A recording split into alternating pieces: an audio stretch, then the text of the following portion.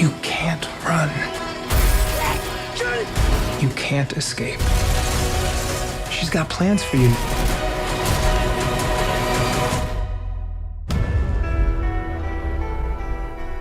Hey guys, Buddy and Greg here. For GameSpot Universe, last night we saw The Mummy with Tom Cruise. It was fantastic, right? Not bad. Anyway, before we get into it, I want to let you guys know that there might be spoilers ahead because it's basically a recreation of The Mummy. So if you saw that movie, you spoiled yourself, but we're gonna do our best. Don't get mad at us. Hey, don't forget to subscribe to GameSpot Universe so you can stay up to date with all of our coverage, including movies, TV, anime, comics, and wrestling. Hey guys, you can hit us up on Twitter if we mess something up or if you have something else to add. I'm Buddy Hutton on Twitter. I'm GregFT155 on Twitter. Let's get into this thing. Okay, so The Mummy is the first in the film franchise for Dark Universe by Universal. Dark Universe, Universal's Dark Universe. That's gonna be tough to say in Dark the future. Universals. Okay. So this kind of felt like a 90s film. It was kind of like, you said that it was kind of like... National Treasure meets Brendan Fraser's The Mummy. That's a perfect description of this film, okay? It had sandstorms, it had bugs, it had dudes on horses, it had gunfights, plagues.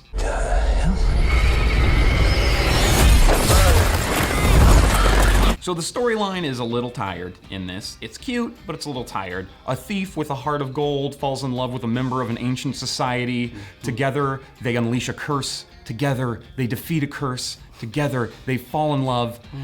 And then they're ultimately kept apart. All right, so the dialogue in this movie is a little weak. Every line's pretty much exposition to get you to the next part of this movie. Like, you're stealing antiquities, so get in that cave and get those antiquities for me. And also just saying, like, you're stealing antiquities instead of, like, you're stealing old shit, or whatever a human would say. Yeah. Everybody kept calling the antiquities antiquities, which, I mean, now I know. What do we call old antiques? They're called antiquities. Like, all the time? Is there any other words for it? I don't know. We don't have time. We gotta bang this script out in 3 months. I thought Sophia Boutella was great. I agree. Yeah. She's fantastic at being scary. I think that they kind of made the villains talk a little bit too much instead of just doing the bad things that they needed to do, but again... Yeah, that's the dialogue. You gotta get it in there for the audience. You gotta be like, I need you because my love will live forever, blah, blah, blah. I must stab you with this thing because blah, blah, blah. Just show the action. You don't have to describe everything. Shut up and in stab. dialogue. Just Yes. quit talking. It felt more like an old Bond film from like the 60s than it did 90s at that point, because they were talking quite a bit. But anyway, whatever.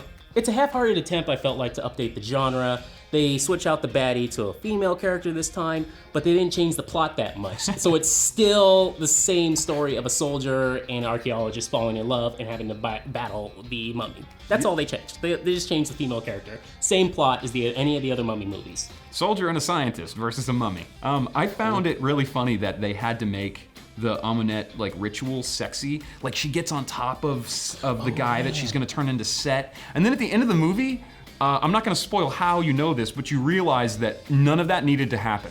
Like she didn't need to get on top of anyone or like make like do any sex rituals or anything, which I mean, I don't know. I don't care about them being progressive. It just made me go like, wait, what was she doing? The love story between the two leads is a little tired, I'll say. Like he's a thief with a heart of gold, you know, and they have a one-night stand and he steals something from her, and then, you know, because he pushes her out of a plane with the only parachute, she loves him.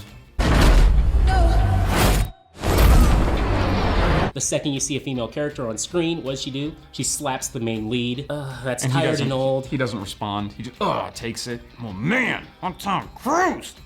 Oh! The Tom Cruise in this movie is Tom Cruise as fuck. 90s movies, 2000s, anything. If you loved his action movies, this is him. Pure Tom Cruise heroin. He's shooting guns, he's kissing chicks, he's running for his life. It's amazing. It's Tom Cruise as And not only that, he's also had a hand in producing the airplane sequence. And if you've seen any of the Mission Impossible movies, this falls right into line with that. That's not surprising at all. I didn't know that until right now, but yeah. Nope. Tom Cruise AF. Only thing was missing was Simon Pegg screaming, Oh my God! So Russell Crowe was the best actor in the film and also kind of the best character. He played Dr. Jekyll and Mr. Hyde as well. You get to see both. But he's the leader of the Prodigium, which are an order that's set up to... We recognize, examine, contain, destroy evil. Okay, so he's in this movie pretty much to set up the whole entire Dark Universe that's gonna get started with this movie. Think of it like Iron Man MCU saga. So this sets up the Dark Universe for the Bride of Frankenstein, Invisible Man, Van Helsing, the Wolf Man, and the Gill Man himself, the creature from the Black Lagoon. Russell Crowe, he's an older man, and there's one scene where he puts his hand up on the hand scanner and you just see his cute, chubby little fingers. It's just so different from seeing his skinny, like prime of his life fingers, like caressing the wheat Gladiator. in Gladiator, compared to this, where he's just like, the best damn chubby actor ever. He's stocky. He's good to go for this. He's ready for his Hyde character. So there's a few Easter eggs from the original Mummy in this that we found. Obviously, the sandstorm with facial branding on it is in this. You saw that in the trailer. So one thing I wasn't expecting was the Book of Life from the original Mummy. Annabelle Wallace's character picks up this giant gold book and hits one of Dr. Jekyll's henchmen with it, and it sets down and then does a shot like, Easter egg! Oh, there it is. is, Book of Life. Cool. Cool. So it's in the Prodigium. They have it. They got it just in case. They need to bring some people back to life. So also in the Prodigium, you get to see the creature from the Black Lagoon's arm, or just a Gill Man's arm, just in case they're just killing a bunch. You also see a vampire's head, maybe Dracula's, probably not, however, because we're just starting the series, so they can't kill the character yet, or maybe it's like all the rest of the movies are just like flashbacks. Russell Crowe also says the line, "Welcome to a new world of gods and monsters," which is straight up from Bride of Frankenstein. To a new world Of gods and monsters. Again, the villain's mummified alive, just like we got in the Brendan Fraser movies and the original classic as well. You think they kind of learn that putting people in the ground alive just makes things happen? Just kill them, cut off their head, do something, change it. Also, you got a cool zombie sidekick that shows up to give the plot to the main character at points of the movie, just like an American Werewolf in London. Let me break it down for you, Nick. Here's what's going on. You were dead, but you're back now. Here's what's happening while you were dead. Exposition, I'm a zombie. Exposition.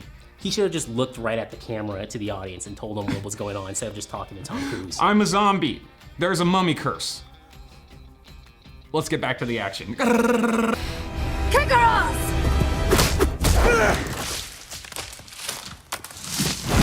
So, The Mummy is a Tom Cruise action film with some ancient Egyptian side boob. I think you're gonna like it. Yeah, there's nothing really progressive about the film, but if you like Tom Cruise movies, you're gonna dig this. Also, if you're a huge fan of the Mummy franchise itself, it's pretty cool. Yeah. Guys, thank you so much for watching. Buddy Hutton, Greg Thomas, find us on Twitter. Also, stay tuned. GameSpot Universe has so much stuff coming up. Game of Thrones is being covered by our UK team on GameSpot of Thrones. Check that out. Make sure to subscribe. See you next time.